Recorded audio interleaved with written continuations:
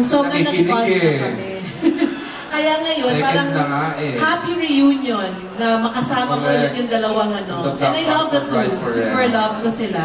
The changes daw nung dalawa, working, the performance, everything. Mas yung ano, confidence level when it comes to comedy, mas tumaas pa. Kumbaga parang, kung dun sa Bride for Rent, na-realize, kasi we have to give it to bakit di ka crush ng crush mo, na nag-open ang doors for their niche ng kanilang comedy, rom-com, tsaka yung mas comedy.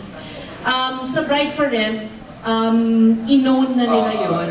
And now, makikita mo the confidence, talagang komedyante, tanggap nila na yun. At saka syempre, yung pagka the relationship, I mean the two of them, yung working relationship and what, yun. Okay po.